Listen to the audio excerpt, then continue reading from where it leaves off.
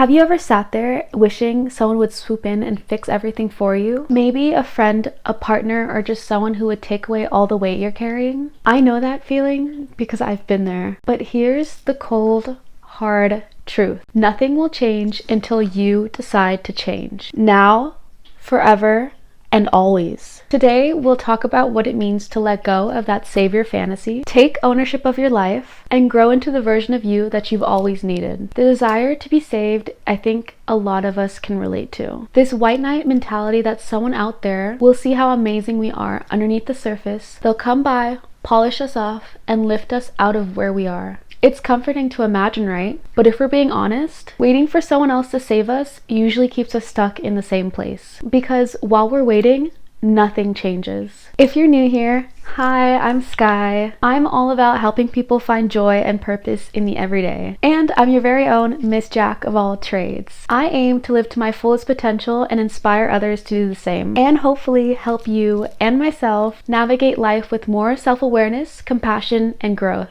This is video 1 of my When We Were Young series, where we break down the things we'd wish we'd been told growing up, and turning those lessons into tools we could use today. This series is about healing, learning, and permitting ourselves to rewrite our stories, and that it's never too late to have a happy childhood. The title of this series was inspired by my favorite song from The Killers, When You Were Young, so my nerdy self, who loves rock, was inspired to relate it to this series. Anywho, today's topic is one of the most personal, wanting to be saved.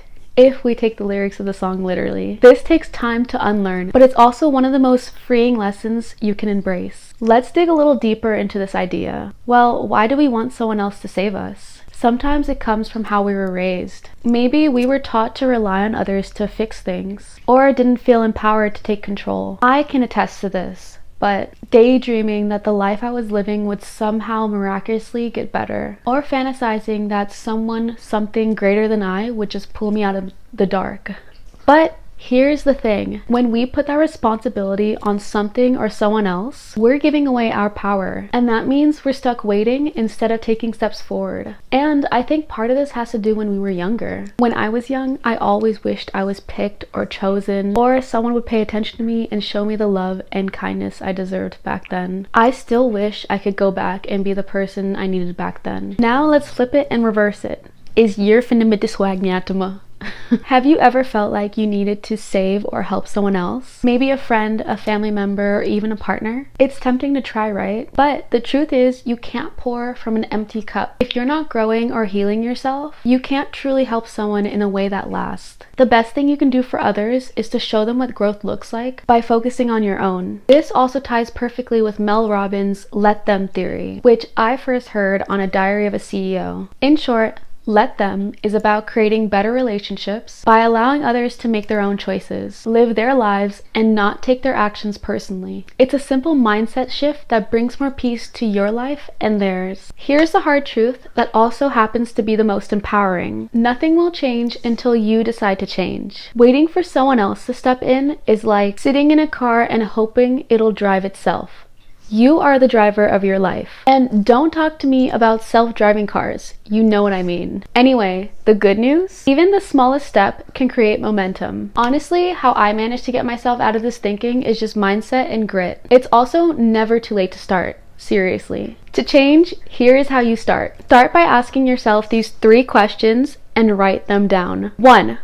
Who do I truly believe I am? This looks like I am truly intelligent and I love to learn. I am truly funny in my own weird way. And I am truly creative. But it's also about admitting your truths. For example, I am truly well-knowledged in certain settings, but I tend to shut down in professional settings, and I am sometimes fearful that what I say is not important, not good enough, or not smart enough. And these are real things that I've said about myself that I'm still actively working on. 2.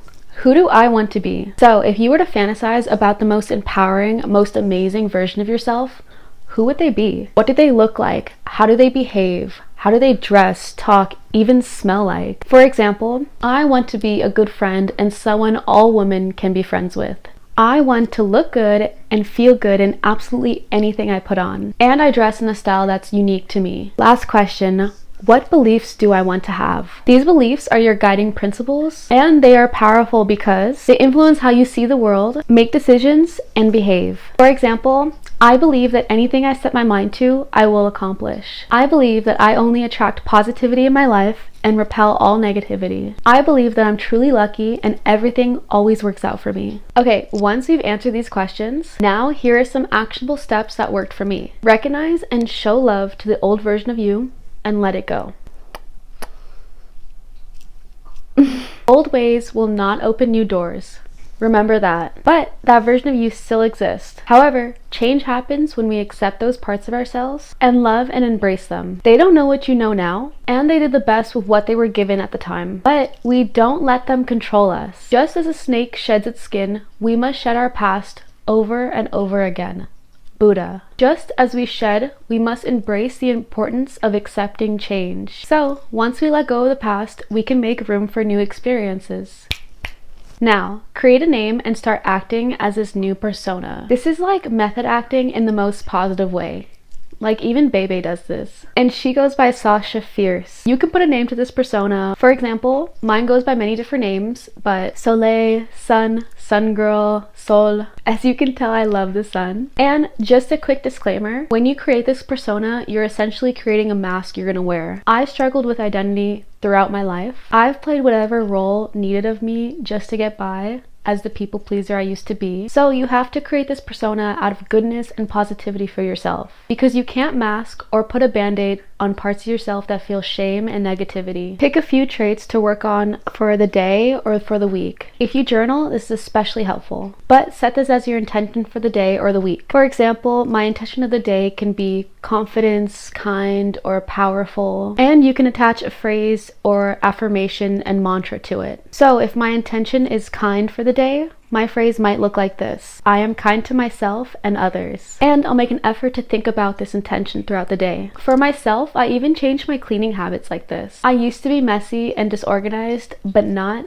anymore. And this year, I want to be even more organized. So I say to myself, I am not messy, and I'm the type of person who cleans up after myself. So now every time I leave clothes on the floor or even like need to replace the toilet paper roll, I'll say this phrase to myself. And it works. I like to think of the Shakespeare quote: all the world's a stage, and all the men and women merely players. Everyone is essentially playing a role in this theater of life. Are you willing to stick to the script you've been handed, or will you write your own?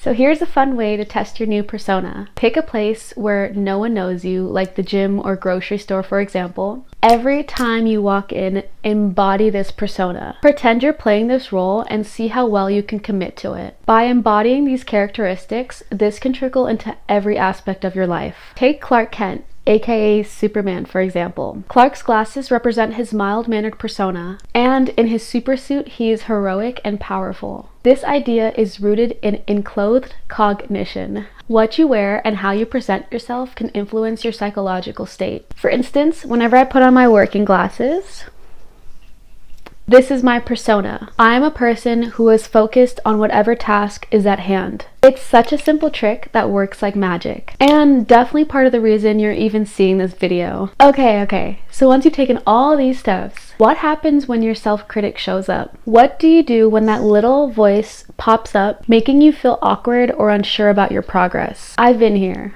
For example, I made a self-portrait recently to express how I feel when I get anxious. I love creating it. But as I was walking by, this little voice in my head was like, it's not good enough. And I was like, what? When this happens, you literally need to take a moment and pause and talk to yourself. I literally stopped myself and it was like, good enough? Well, like, what does that even mean in the first place? I was confused because I actually was really proud of what I made. So I was like, okay, who is this little part of me that feels like this is not good enough? I also reminded myself that I made this for me, not for anyone else's approval, regardless if they liked it or not. And then I was like, okay girl, I love you, and I know you're trying to protect me from the opinions and judgments of others, but I know you're coming from a place of hurt, and this thinking doesn't benefit me now. All it comes back to is positive self-talk. Talk to yourself as if you were little you or someone you love deeply, and you'll start to notice you'd never say these things to them, so why say it to you? period. And as a woman, I think some self-isolation is really good for us and essential for growth, but that's another topic for another day. Anywho, surround yourself with people who support your growth, not just your comfort zone. And if, like me, you don't see your friends often because everyone's busy, learn to become your own best friend. Honestly, it's one of the best things you can do for yourself, for real. And lastly, check back in. Don't just write this down and forget it. Make sure you look at what you wrote every so often, so you can see the progress you've made so far. This is not about being perfect, it's about showing up for yourself in ways that you've been waiting for someone else to. If no one's told you this yet, you're doing an amazing job. Seriously. Be kind to yourself. You deserve it. You really, really deserve it. You're learning, you're growing, and every step forward, no matter how small it seems, it's a step toward becoming the person you've always needed. You're already so much stronger than you give yourself credit for. Thanks for hanging out with me today. Remember, the power to change starts with you. If this resonated with you, please like, subscribe, and let me know your thoughts in the comments. Let's keep growing together because your story is just getting started. The rest is still unwritten. Bye. Peace out.